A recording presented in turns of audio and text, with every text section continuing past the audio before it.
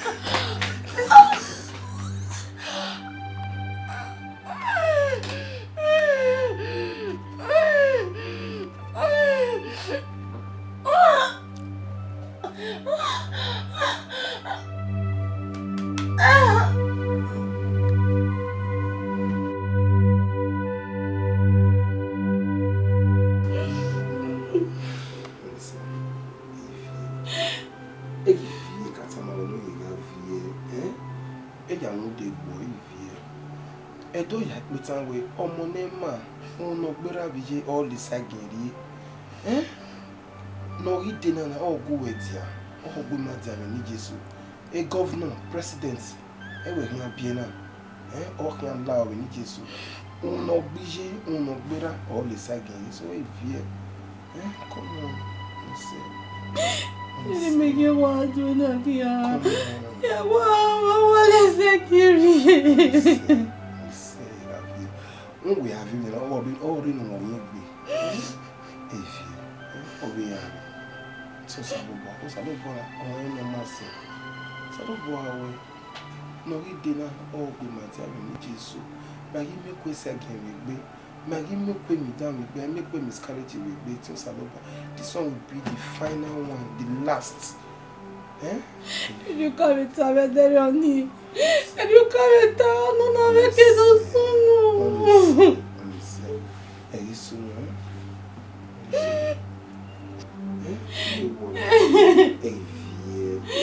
make you want to knock you. I make you want to.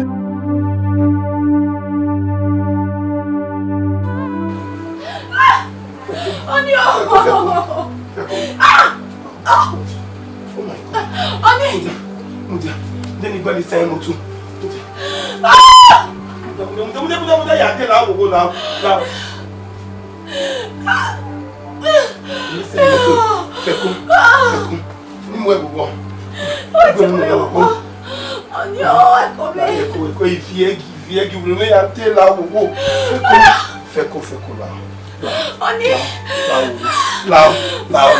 Là, il y a mon team, on donne, nous montons là, là, où, là, là, là, là, là, où, là, fais quoi, fais quoi, fais quoi.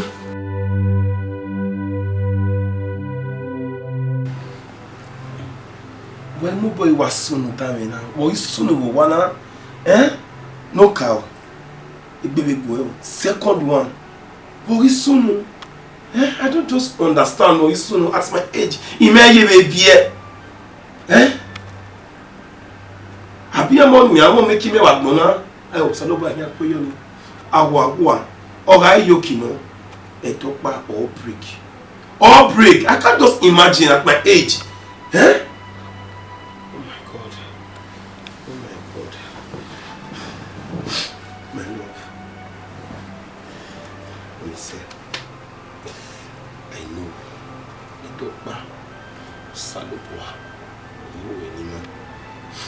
no, here you learn to hear it here. We need Jesus almost to dear.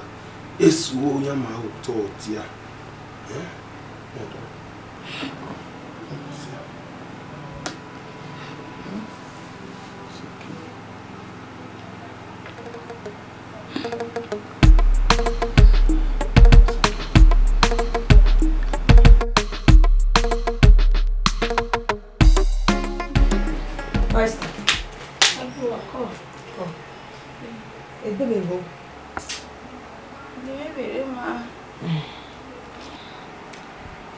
Sister, you don't know where if na le utana. Ebuwa. Ma. Enurere mi ebuko ni wale. Isso não nasce do positero me. Eu não me. Oma. Ya wo be no kai. Ko.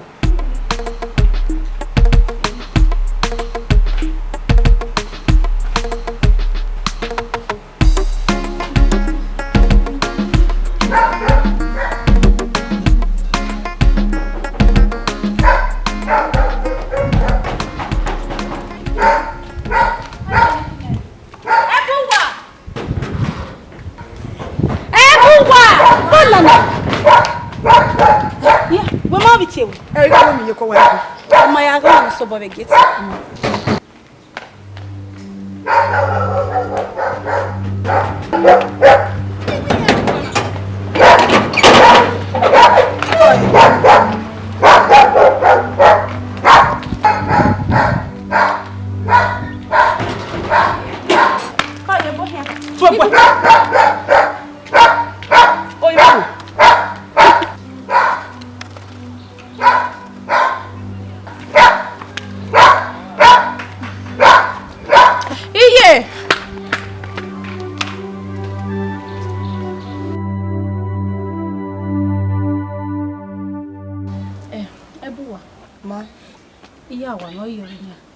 Oyori no kwe. Okay, okwe. Oma. Okwe fune. Gume no ela no hiai. Oma, no claro. Mbe na gume ri. Oma. Questo.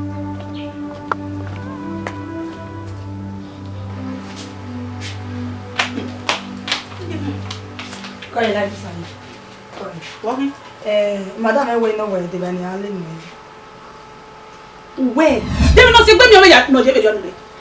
Ai madam we. Ogbe bu do neme we de ra ni mekin aye. Merororo. Lare. E madam we poison no wi wa lo no hin a bi je ni. O le ya bi je bo je. Awo me kele je. Oro e do. Mama. Ma wa so boyo.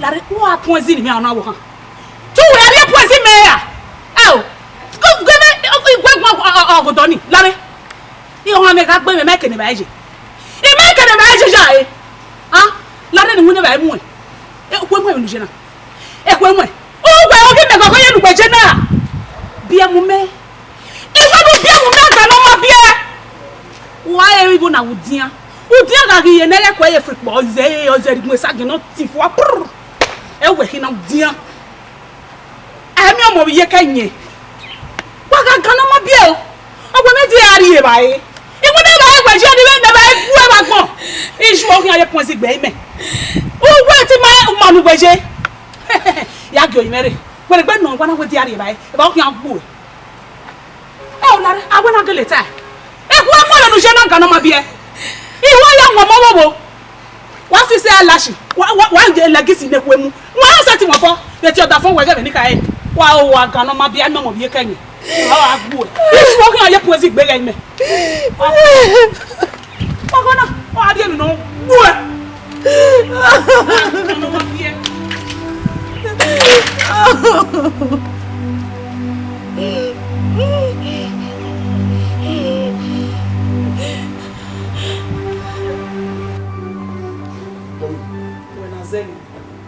when I said me, oh, we were going in with Wajina. Two we were going in with Wajina. Ruda, I didn't even know me walk with Warion. When no be may have a mule with a wage, or when you want my beer, I can't wear. Oh, wait, Kennedy. A love for all money on you are. Oh, wait, me. When I said, many walk with one. Ruda, I hear setting wagon. What one? Oh, you Efo mo ero efo mo gbe ero gba na me ni gbe ki asset is gbo ni no wa ya mere. Ke dede gwa. Ke dede to gwa ye gu me togo me fo ne ya wa ta no ro na. E ri lo ma me. O we na ze mi wa do wo ko na na. Ona e bia mo be ko ye. O mo ro e ko. O ma mi me na je na o pe ana hin. O pe we mo yo wa na. O mo ro e ko. No ya me wa ri mi. Ya fi ama dedere ba. Ọwa nwo wi gba o ya le ko pa o ba mi o. Oye me na ni vini zomo ko oye sologo ọmọ ni. Ede no saye o ma je o ma bi ede ne dere yan pa wa yi. Wi awa ni ọmọ ni wo wa ge. Ọmọ mo wa gba eko. Eko eni ọmọ mo ya uri ye kan o we ni me wa je me ni yu e. Wo awa ri kan. O wa gan mi.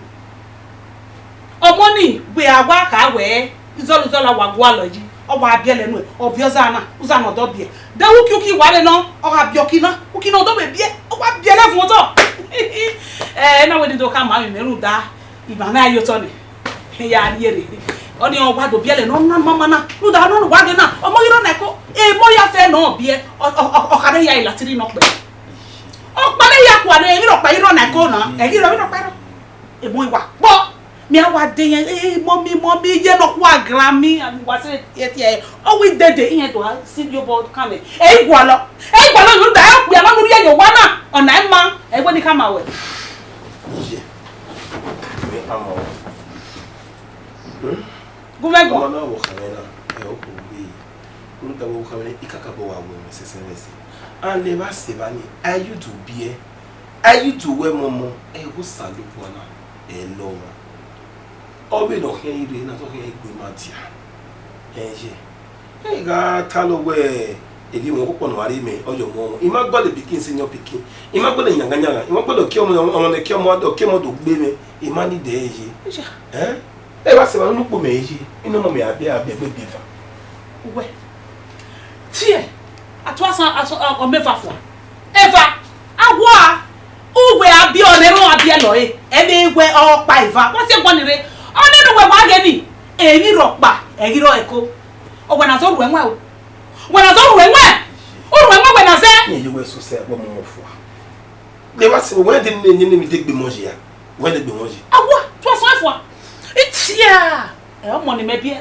o wa gba no yi se fe di wesko ije ataberi o mi me ataberi mu da mo ni be nu wa mi ni omo ya feru sa ya we o ye ya ilatiri ni were ba oja we ya ọmọ no mi outside mi na gba no wo ya gbada ne ọmọ ni du we bege ni degbe me bege ni ya fe iwa bege ya mi ro pa ro e ko tala mo ko na mo ba e bo pa abu yo ba bo pa iya be to e o ibe o lare mi ni iya wo mi ni ya pu we gbin yan ni we lo pe a wa si ko o gangan o ye we na mi egbe edenede lo sun a idekun pe a o de no ege no egi eba no yon pe a o mi me ni tai ami o mo ye kan ye ni ke enye ya fe we en wo ta ko we mi we o mo mo wo e ho bo kan na hin ibi do pare wa dere wa sa yo more se ni aye mo ta mu we na mi o ge nu we wa ka ni wu love e love ti e to se love fo I love ire ba o pe ni love ni iwi ni ari egwe na mi me itane ohun egwe me ni ju atemi ti mu se ọmọ na ku na e o ku bi o bona ni ọmọ ika ma we no I said it wa egwe me ni ju we ijo we na se igele mo ni ta se agba wo ma fun alagboto na ma igi we de ko ni bia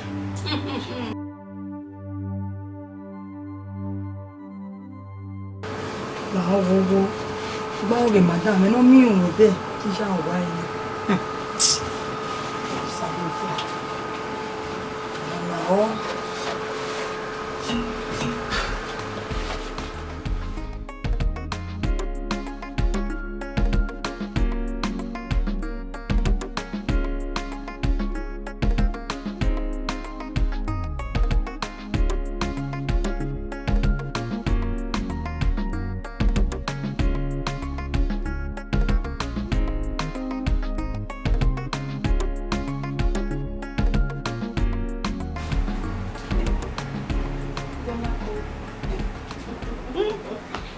abege irin awaje o abugbala mama mi o dupe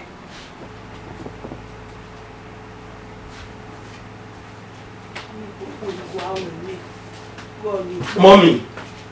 Mommy, the right to know what's going. The right to pan one there. Obey no what that for everything you know me put your talk. Who ba am every time. What you with me? Let us say what tell me Nigerian your boss gigbe ya. Abi am your boss gigbe. Mami no wata ni we ga pagbe. Lare ni. We ma we akuna ngwe mu hian ni. We your boss no ye. E mata. O ma we no your boss no ye giye ba ma ese kenu ye. Iwe me wo ha your boss no no. Mata. We ma yon. Iwe ni gun ede ne na do we bege me ni ju we me bege your boss here. O mi na salo buani. Owama. Iwe your boss here no ye. No salo buani owama. Owama. Denu na ijere. Ogwe na se me ni ju wa ni obo yo awuna. Oko. Ogwe na se agba ni obo yo wa ru dakuna no mama no mukia. Iya gele we love na geto yin ya o. Love fi eri aganu ma bia ni. O wa seti yo money me bia o. Ogwa ni obo yo wa o. Eri love si de gbe yan be na yan gbo wa. Love oga o kana kwa seti yo ma o be ni anana. Whatever one. Asa boy nenu etedegbe. Na wo egele semi no sunu we gbakuna no mukia na. Nugele ya we akuna na yo boy se no ye. Mama. Ige fi mi wana bon. O kana na gbogbo do we fi kole lo lele me. Eya me ti le mi omo a. Sa boy egu me yu me bi omo dan o. Akuna na o ga tere dokpa. Enu ye no ine o ga gban no dokpa. U da na o ga bo. Omo ga ni obo jija o. Ege ya.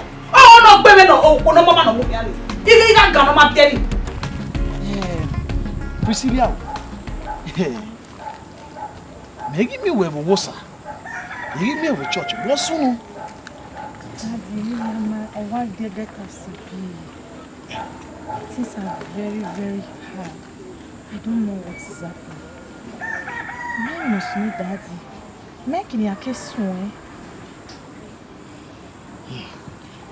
Oh, this way. Even when you come away, when we did church with this Sunday. What? Okay, Daddy. That way, the program they get there, we were raw.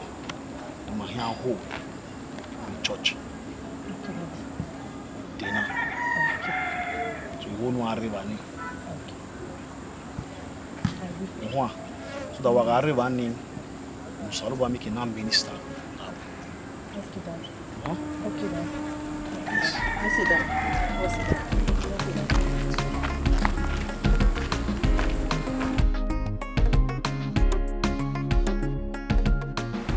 Ebuwa, ma. La we no ari komi. No ya gwa le ba le ka wa mi. Won e go re kimi na. Sister, ukoni metere ba ige ya kweku metere we side go we. You ma understand. Dede ni ke ku ye komi. Ha? Aba ku ye komi. Ni me ya la wa na me ku komi de. Iki e yo to. Aba ku komi. Meno.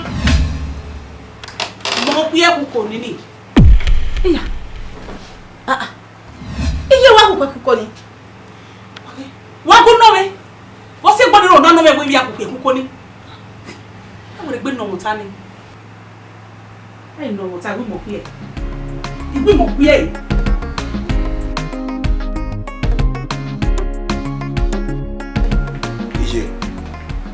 Ije. Egbe ma na agbo we ni. We ko wari mo in peace. Uri epo we ko pa wari pe go ni. Rule that way. Bu mo mera me. Ije la me do disturb o wodo we. O what that phone? You remember this? What that phone? We like what Jimmy Logi. With all due respect, as my mother. The right of man me have you calling not to know where they are not there. Oh, you know, Aneze na hiyo baba. When I say many people want. No, you kitchen. When you leave for what? Any other phone where? Anywhere. Hey. When I say where they go, one of women and make back. We go in peace avec lui. Et donc t'as donné lui c'est de na pas bori. O ga ya de o me kebe fan la wo wo. E do mu wo wari ya de la wo wo. Yo se le babo lo kunya yin yawe. E do mu wo wari ya. Oh. When I get the pam we again. Oh, what we na gi. Oh, money me mu ye pu me na. Ni me die ni me ye mu me na koko. go me kwa me na ya ku me wo. Ije wo pa ma jare. O we. Wo pa jare ya. Eri ye da fun wo we. Uwadiae ba we let no we wo gi wa ba. U ya pe ko we dey life. For what? She's my wife for crying out loud. Wife. Lare. Ai wife we. Iga dogo ku ye ku ko ni ye ku o wa ni ba eje. Ogo mi me ku yi. Ima bu yoga kuna nu mukia ni efi eri ani. Ije we gbeti e beri o. Kuna nu mukia ni. Ije gbeti kuna beri o ni. E we gbeti e beri o ni. Ive ni die. Ruda, vi me o mera. Ne ni ya o mera ri ya biele. E we ya pa. Ije ma gba we mele na we. E ya pa. E ma garu we mu yo ba na kuna na. Ije iti agan. For the last time I'm warning you. E we gbeti agan. Ruta we me knock here easy. Knock people your why. Excuse me. What's an woman? Wage no wo muri ya. O wena zeni me bia na hina obu me kwa me no ri mi na. Eri ogele no ihu edo ni koto. Uga kuna. Akuna muri eyo pa. Lare. Ogwo ni hia. Ogwo na de agbe wa ide me obi agbon. E de agbe wa mo merikere. O ya bia o. Omo ya lashi. No ya na yo wa pa ri moto ni ya ki mo bi ati e moto o mu ja o. Ekerekero ya bebo bia wo o ga ti me nyon ege ya ogwo ni hia ogwo na mi egbe agba gbo igba ma mi ba yin nebe na udian ga gi ze o ti fuwa bia ye gboko be ni ogwo na ze ogwo ni hia ogwo ni get ya kan e ba wo egbe de ti ni me ya ti ya kan o wa e da so e ha mu gwe mo yo we na ze to bo ma gba beva o ki an re ni yo wa na. Oh, aga kuna. Akuna! Efi area.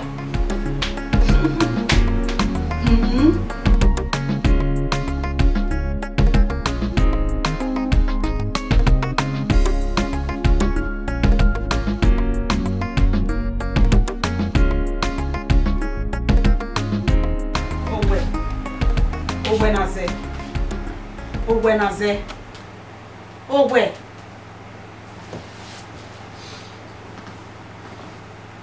Obiye.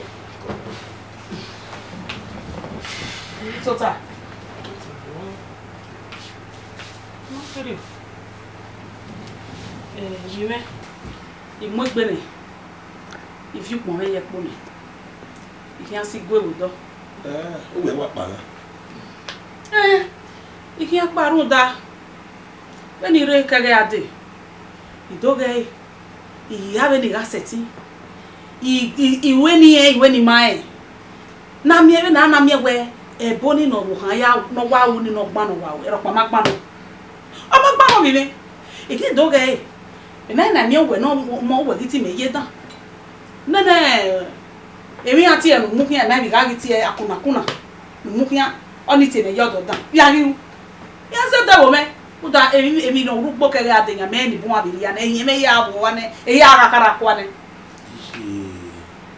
Eto ya pita we agbon ga zero ma de ati o abo se bien yo bossa lo bo let God intervene we apana ni we go we akin mi pe ma me kina we ma me ku yuto ana ni tana ya do ami we do ati we gibe ku mi na o wa pa o be ma ni ara jogo mi tabi jogo we bi ari wa iyan ibe so papa ne we ni corner you o wa mo na wo yo beni re na ni imaseti munyote eboni no wo kan ya no onwe agariza ame film so na aga we part 1 aike part 1 pa like part 2 we part 2 ni ori tough so ori ni se ma do bi ai gbere fire nda eni no ma gia vat anya emi ai obi are we tough se o ga gbere we do po mo wo wala ise we moving ya eto wuku me ni move mi ya ka be boy no he dey mu bi manu ko kansa bagbe no su force we aso when I say gbe no su me latin o di wo ni o ni ya di wo ni ya we ma tem no ke no awu ni juwe fu me iye do do iye do no swag we ma re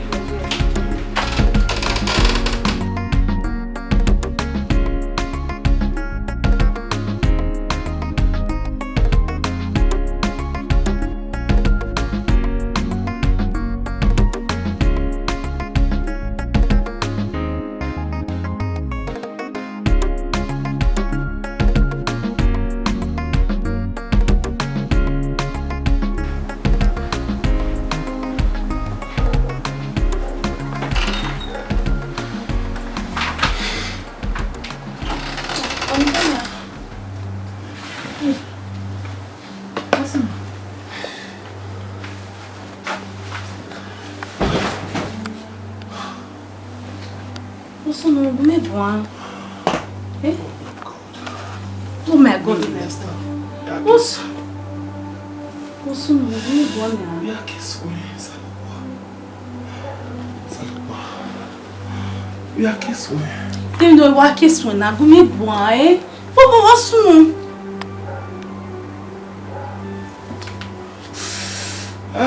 Talk to me. It's too much for me. What's going on? Eh? Now, we make one now. Eh? Now, we make one now. What's going on? Eh? Wait, your banana. Eh?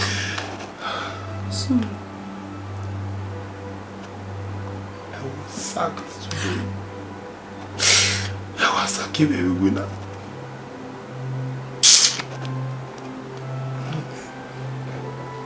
Take swear. Emineo, Imai.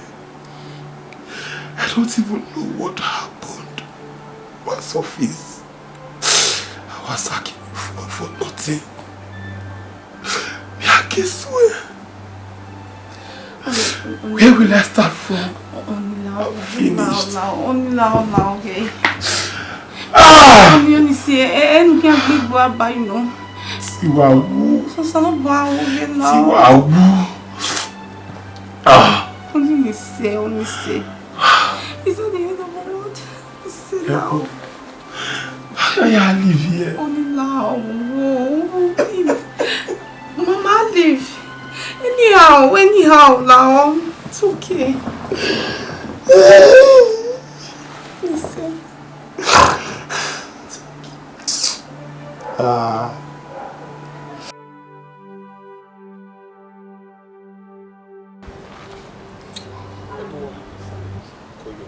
Koyo. Vamos. Ebuwa to ama. Vamos. Oga yokba o ma no oga yefa o. Kopege no yaro gwana kedere ade. O mai mo emeri ogwana dedemede. O mai si okuri ogwana de. Leva seva o mai fume go ade. O mai leva e na mi te ba ni gitolu ana be ya iye kwa na bi do love wa we mi be na go ponede. O salo boa wo boyo bitu. No ri wo yekino ma. Ekino ma we no be your destiny no be the equal. If no ya meti we kedere ade ni onye inuna iri nwuna ayo mo to nwuna onye na bi yare be aye so lo pa na bi yare be aye gwana so onye mi ati na we no stop mo kole nwuna bi yo we so lo na we di we yeke no we masse ibana we ni tamo igu ro ni ya sale Epa. We iyo ebunye gwana. Omo gwana ehi. Ibi enemy ya je. Ibi en na yare ebe yi. Ibi we emi ya eyi ro inoka iyesi. No law. Yi na kiniri. Iga to takowa. No law. No. Ebu was like you're getting it wrong. Eti we no aro we a salary we here keep a you all on bone asane. We maybe 5 months time, 6 months time here asane. Iwe ro here asane. Hello. Ebuwa. Now why try no hammer we. Ye receive salary. Liver saver ye gi winner. Are your boss or the winner? Who we me aware? Who my siblings no gba each wherever. They no get agba here without no payment. Sister, brother. I want marry you me. Na ni worry mama. Imani digo worry. Muda ko be yare mana. My own tani tani. Baby go egbe.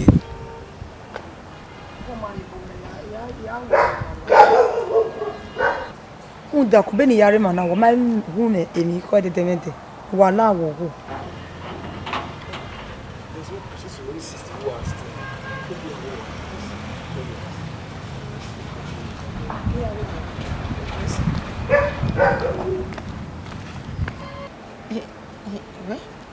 Understand though?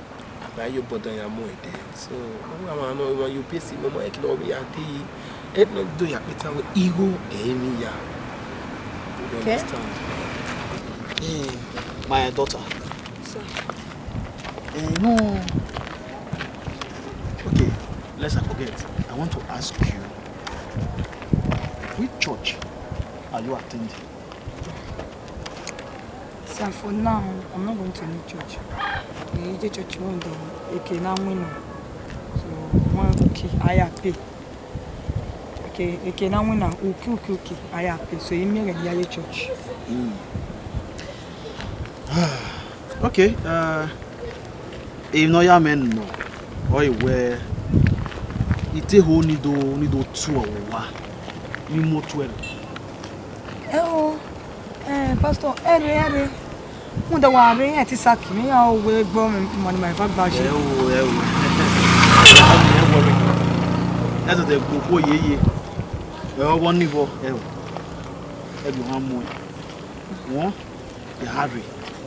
You say, oh me, he gave me no salobari man. One, he gave me. Get that bear, you salobari man. One, the Harry do 2. Every behind them where you. One, The go. Where's the ministry? look, what's that? Arogba na. Iya bo ina arogba na. Ati abeno. Ko, da bo bewe ni boyi. Erogba. Bo enorie. Ne na arogba bo enorie. Ge.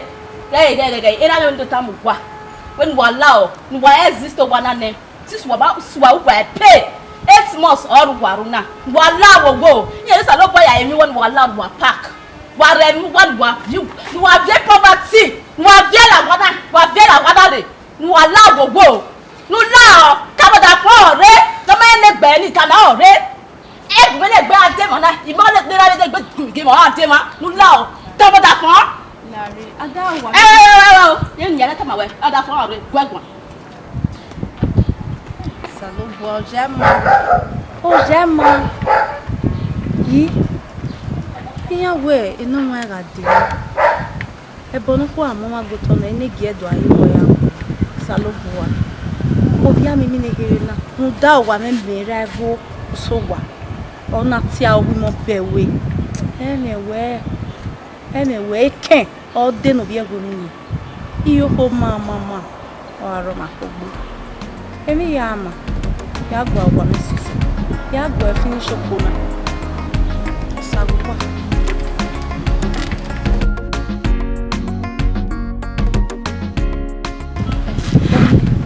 Ni na viaje.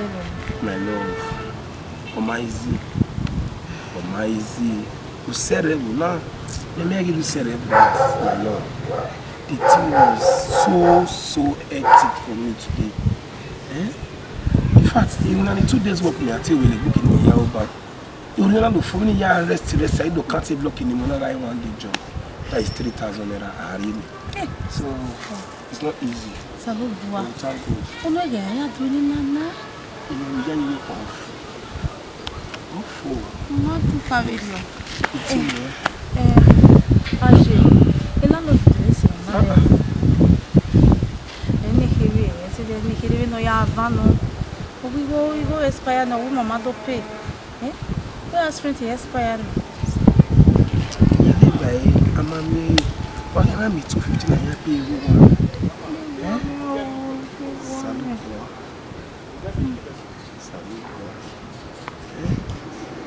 Taba kano ri palo da TV ni ami no de na kan ya sa tabi na ya ki television na kan ni ya ya sa the guy move to one room and palo or one room first na kan move ya here.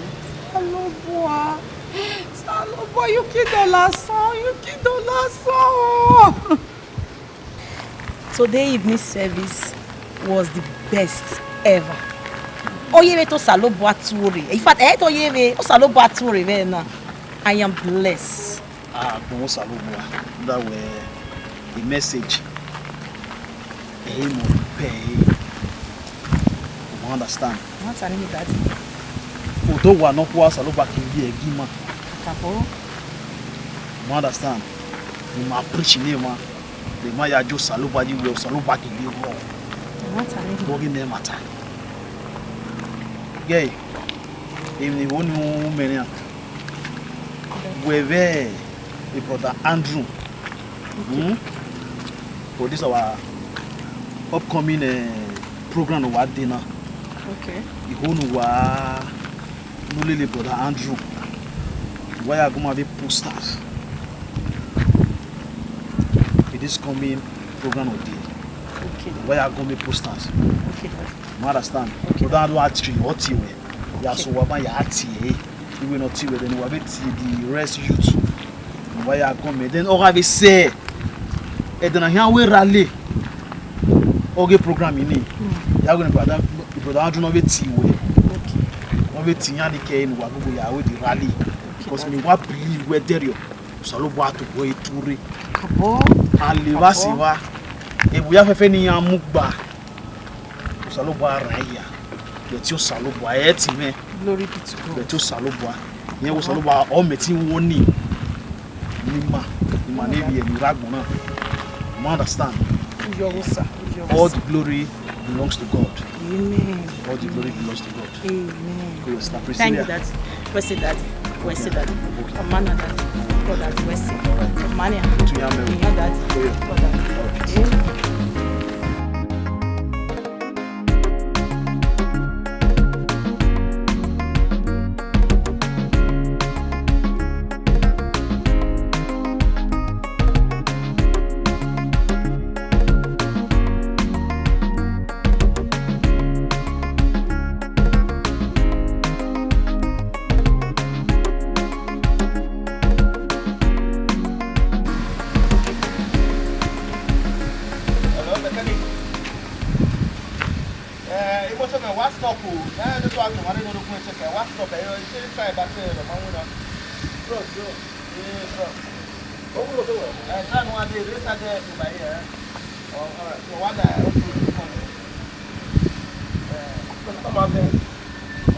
Amen.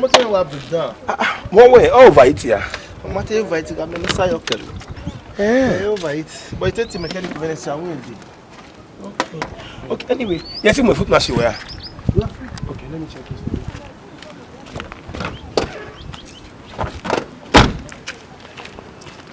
The mechanic was here. Hey, car mechanic here again. Really? Mechanic engineer in your office. And I'm your one. Fine boy, anyway, you know, we come with mechanic. And he can't come. You are a question.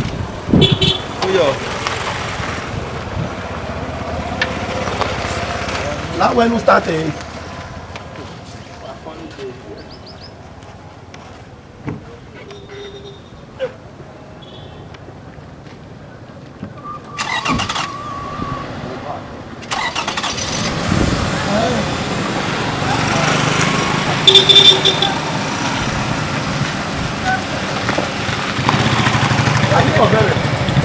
About many days, yeah. I will not pull it okay, not go to say. What's it what key? What's it what? Wow, we men now. What's it what? We men well the men now. What's it what? Ni mo o we na say. If I go back with the bag now. Wow. Nobody me we na say.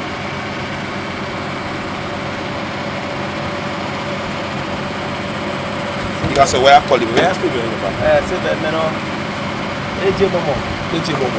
Okay, you make call. I'm going to call it. Yeah. Yeah, no call it.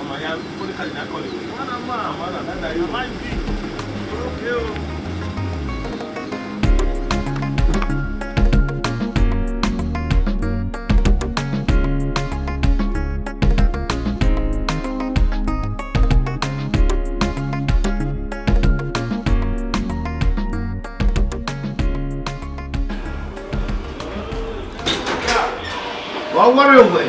No. Wait it on my radio because as at yesterday, I already sat in it. We were not there. And when we event time, we can spend much in the drama. Yes, I don't understand. Why wait to complete it before you kick by? Let me know. So that Nick Ballet in here. That's just my problem with you. We are not straightforward. Why we yes. waiting for. Let me know. I have just 1 week left. You got me? Why was it where you let me know? I'm coming straight to the site right now. Good. Give me what I'm moving now. The site, tell me dinner. Are you good? And you are when you are in trouble. I don't understand you, man. You are crazy. You're telling me that. Yes. You may tell me when I'm away, yes, maybe we're this side.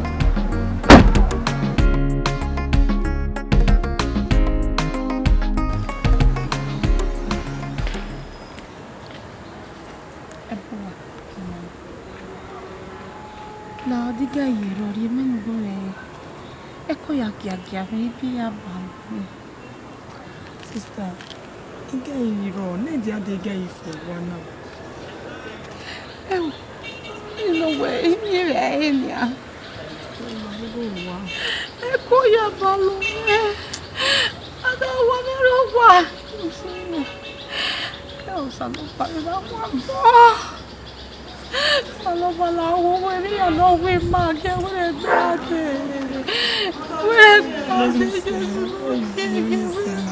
Deus se dá bem. Sister, C'est bon bien.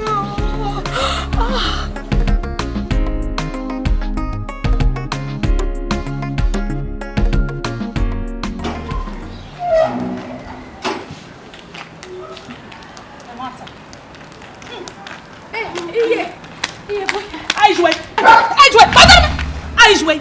Lara kuna. Iwe ni kama we edene na. Upo we ni ofo edene. Boni nu we ya we na ze no bi me. Nege ku we yo gwanare edene na meni je ore edene na. Ika kama ina we unuke gbe ma e gbaza alazi no rosa. Ono na gbe. Wo gwa meri na nu ni ya fefe ke no se ke no me. Ya sile ya la je. Me kebe ku we gwana. E ke no na ya doki e kan wa to e akaro ime. Iwe na ri o ime okwa yo tana nyangu na hiro. We who are them to akuna we my weno who my yena we ya for ya ke ya la ni Me boy yo kuna yi. Ha? Ya yo kuna ni na gumi nwa meri ku yo tona. O da fun na ego ga agu ero. O gbe mi ye iberi obi win na yo to ebi ro pa ibero. Iye be gu ero. O kuna we ni ola. Bí mo bọ̀ wẹ́ ayé àwọn mo sí ẹ̀nà jẹ́ náà. Sọ́bùà, tẹ́gẹ̀ kọ́ mi wẹ́.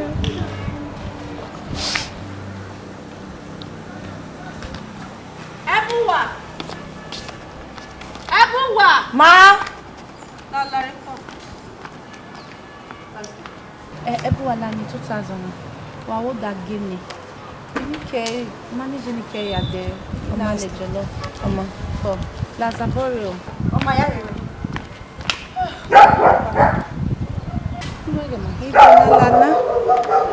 Unoge ma duena lana salopwa. Unoge. Oseme. You come over there, you know where. No try. You don't mean. What is that? We mag me away. Huh? Pastor, I agree. No, Owa, now na Mowana, the new video. What can they?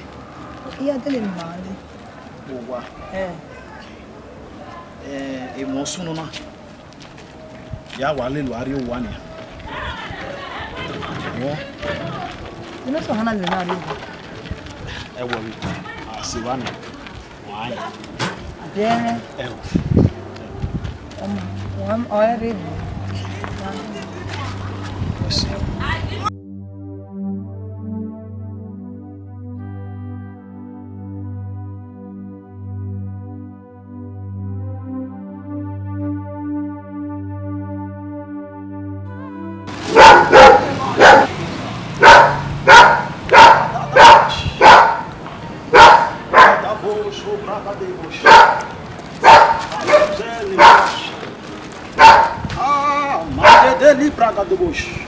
Jesus. Emwen-Omon. Manon. Benin Brown.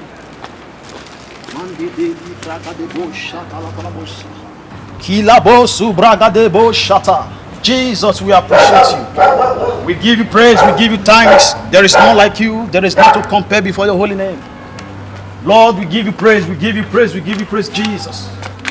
Thank you for your doings. Madam, be well. Be well, madam. Oh, you man. Madam, when? Bawa. O gba mi to gbe church yo go imene. Church ire ma. Thank you, Jesus. Madam. Pastor.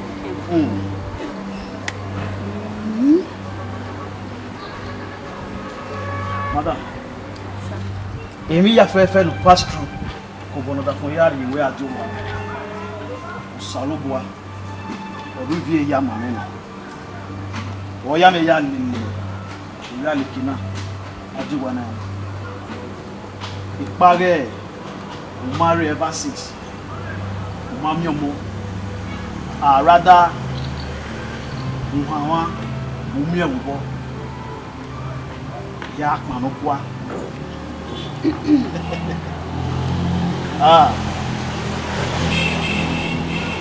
Jesus, thank you. No. Solo will not give me a deal. All you pray me in the name of Jesus.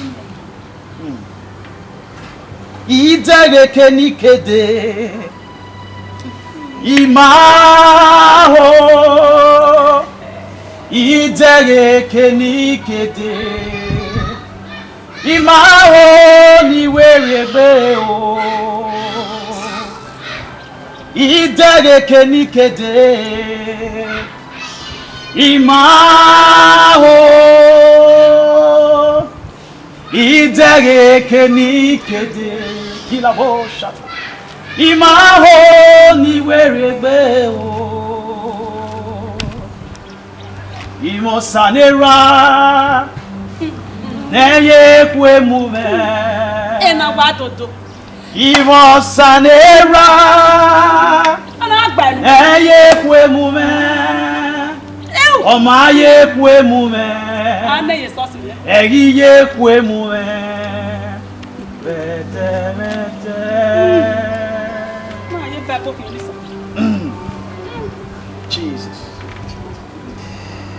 Jesus. Woman. Ati. Wake up. Ugbewa pastor. If there is a God in heaven, Ati me. I command you to start confessing. Holy Ghost fire! I command you to confess. Amen. Amen. What kind? Osaloba review my mele. Benu ya nwe. Ibi okwo na hebu.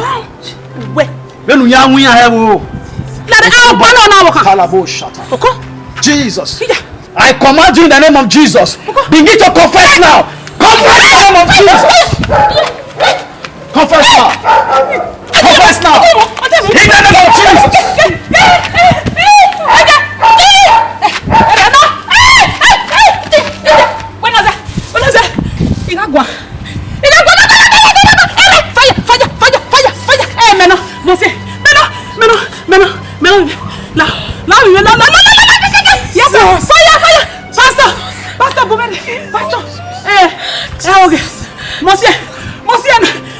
Maria. Fire! Meno. Now we me. Now everywhere. Oh, but man now we me to agoma. Oh, that man now we. I say man me give me to agoma ropa. Ibe wo me. Fire! Pastor. Ereno. Pastor na wo. Pastor. Me me fa. Okay. Meno. Ije we. Azehi. Wo we ti ba ki oge bo se mo yi we je. Ya mi we. Ije bi o we. Owo ko me. Oga o ma e ko ria. Una je bi adojo bi azu e popo gwa. Olu ni mo so to bi mu na ije bi o we. Iri bo no ma mu we se. Ya o we je. Ije. E ko mo ko me o me queria. Who say they don't get it me ku yo to. Me no fear. Eni ni me ni ju ekun ni wo to ni. Ami omo ye kenye. E ko ni wo. E mata. Ami omo ye kenye no. Eita. Fire. Pastor, get it. When I say. Ise. E ma na gwa. Get pa ni bo ti ko. Woni pa. E ma gwa. Woni gwa. No, pastor. E get it go. On my side. On my side. Pastor, get it. My side. Pastor, here go me gwa. I know what you have done. E gwa me gwa pastor. Yes, suffer pastor. Yeah. I must suffer. Oh my God. Pastor, what here? God revealed it to me. Can I will to feed me and my wife and my family. Today, God will liberate you today. Today will be the day of your liberation. When I say I only myself may have quit for. Damero. On my side. No. But one thing that I will assure you, in the show, Emi Afefe no lost ever since. First of all, from now till a week time, they will call you back in. From now till a week time. If I serve a living God, He will prove Himself. And where? I will assure you, from now to 9 months, you get pregnant and a cry of a baby in this house. In the name of Jesus. Amen. You are liberated. Pastor Reno. Madam. Pastor. Hey, Dale. Asagba say, egba me go. When I say, God will deliver you from that evil deed. He said, He will deliver you. you know me. Let me pray for you. Come on your knees, let me pray for you. Come here, big boy. Pastor, thank you. You are free. Your pocket. He said, You are free. He said, You are free.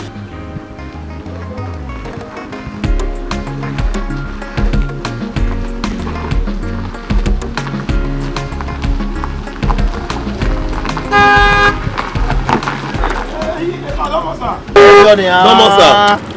When I say Domo baba. no, Malake. You know what I'm already call him. Baby, ima me card. Eh. Card ima ro me phone. Where you did now? Ite ya igwali mo na udo ke na we le gboke. Yan we space gire ma de yan agba ni. So you take you wa. The whole you want to help me with it. Remember, do la moto. Domo sir. You go a problem can always get problem.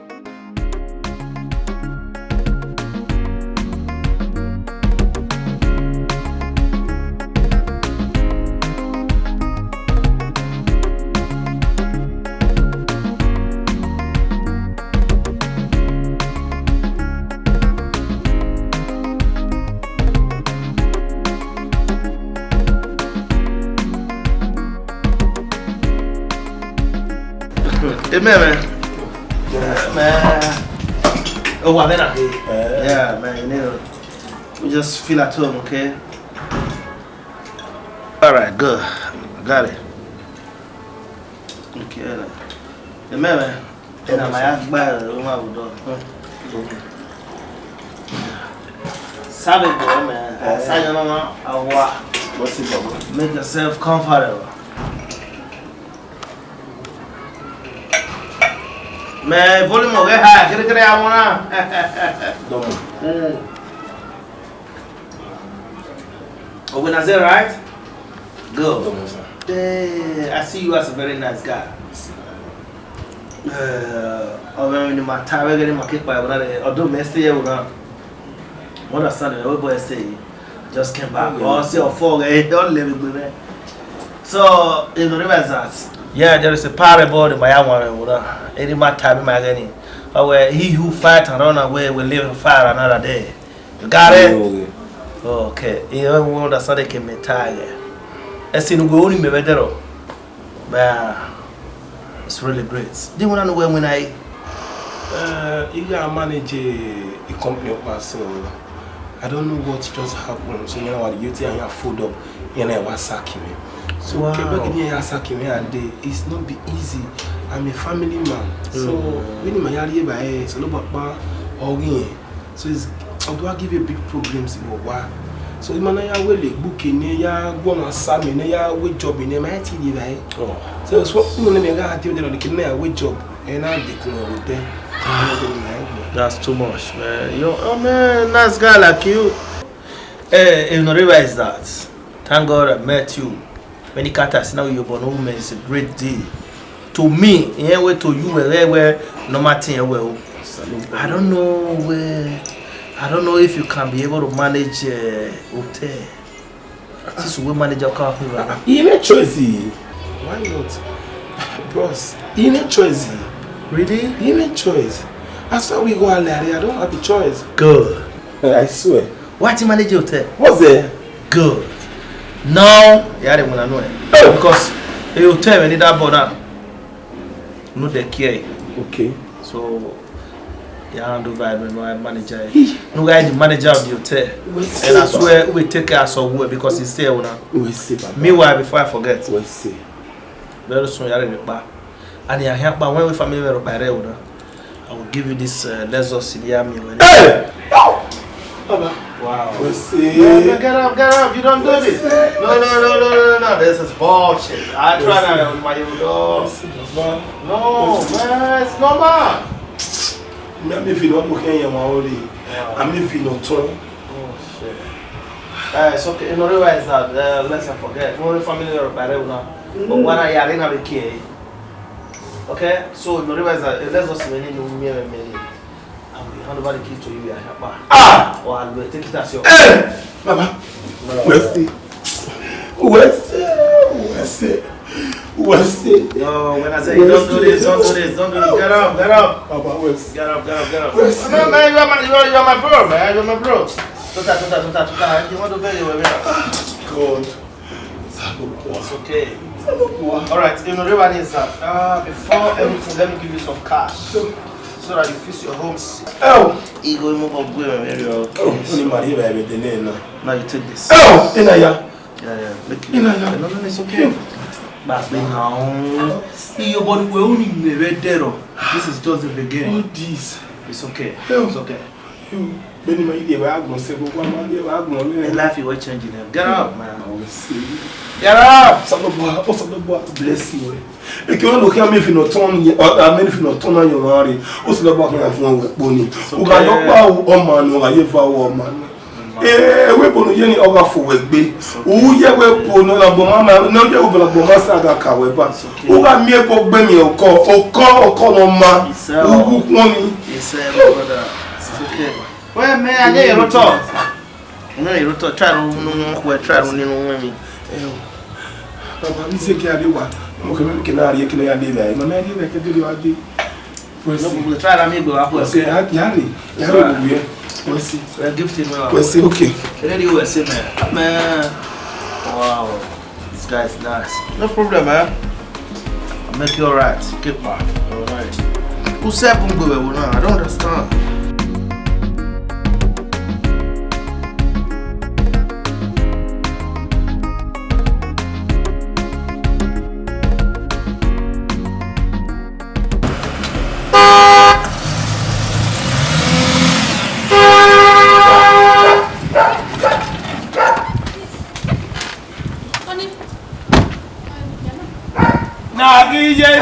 Papa, emi ya fi we here o, my love.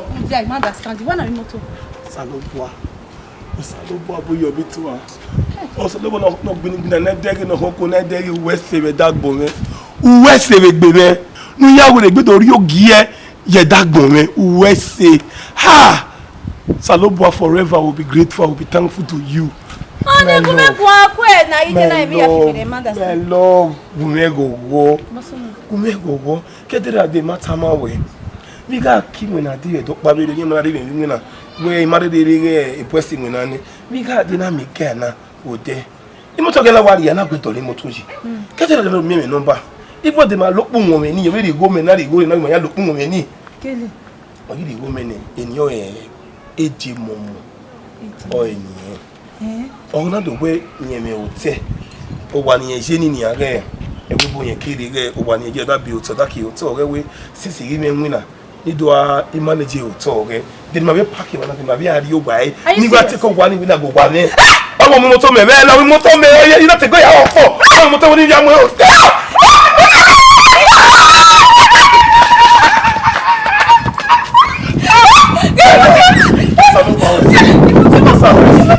Mo sa we se. Salobo wa na me na you to me. Wa na me na you to me. Lọ́wọ́ ẹ̀bùn láti ẹ lọ́wọ́ ẹ̀. Ìwọ ni rẹ̀ kẹ́ ha máa wẹ̀. Mo ní akin. Ó kì gbéra rẹ̀. Kí gbéra wẹ̀. Kéṣe. Oh baby. Ẹ̀yin àgbè gbégbé. Ẹ̀yin àgbè gbégbé. Ẹ̀ gọ̀gọ̀ gbé. O Saloboa. Wọ́n náà nẹ̀. Saloboa. Ó sì ní hẹ́nà pọ̀ mẹ́wẹ́. Fi àwò sáwù mẹ́ náà máa wú. Ọ̀sányẹ́ mọ́ ọ̀sányẹ́ ró. Èyí á sì máa bọ́ ọ̀sàmẹ́ o. Yàgò wà láwá.